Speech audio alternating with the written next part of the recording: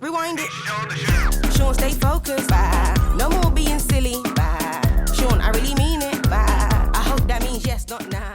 It is very disappointing to accept the fact that when it comes to animated films on the big screen, stop motion doesn't get as much attention that it deserves.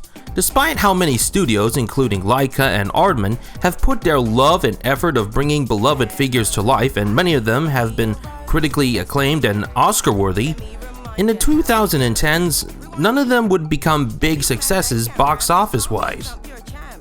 But I'm happy to report that with the dawn of the new decade, streaming services such as Disney Plus and Netflix are opening their doors for future animation mediums outside of CGI, meaning the spirit of stop motion is still alive. As a matter of fact, the film I'll be reviewing was planned to have a theatrical release outside of its homeland in England, but instead will be premiering on Netflix earlier this year. Either way, that film is the long-awaited sequel, Shaun the Sheep in Farmageddon. Longtime viewers may remember way back in 2015, the first Shaun the Sheep movie was one of my very first film reviews, and it was a fun treat with a heartwarming adventure, side-splitting comedy, and was one of the rarest films nowadays to not have any dialogue. In this new adventure, Shaun and his woolly mates make a close encounter of the adorable kind when they spotted a cute alien dog-like creature named Lula, who they tried to take back to her home planet while avoiding being tracked down by the Military of Alien Detection, led by Agent Red.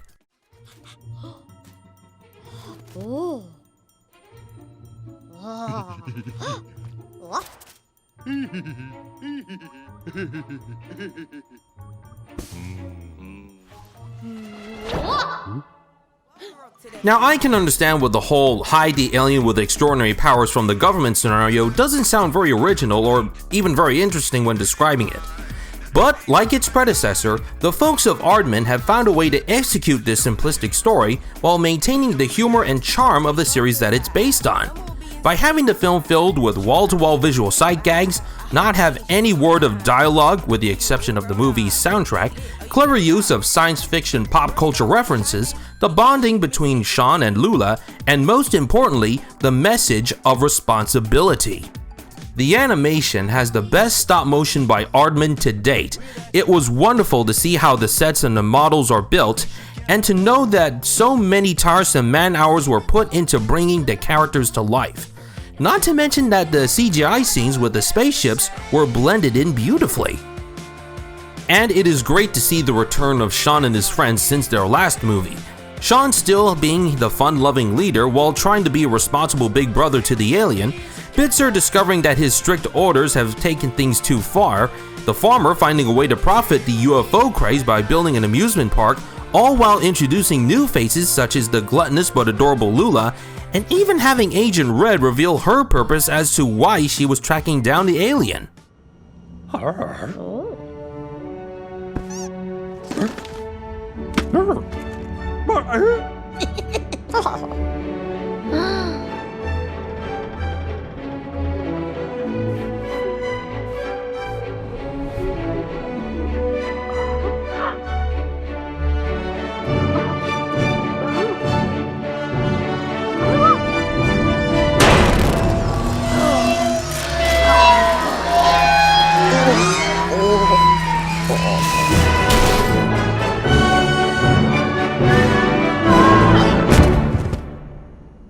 In conclusion, Farmageddon is a fantastic movie filled with laughs, excitement, and charm, and a perfect film to kickstart the new decade.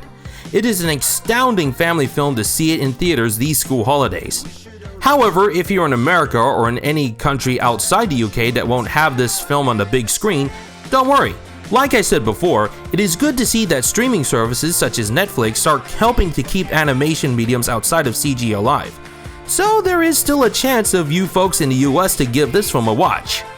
But rather if this film would be on the big screen or on your handheld device, this is a film to watch on any platform, including on Blu-ray or digital.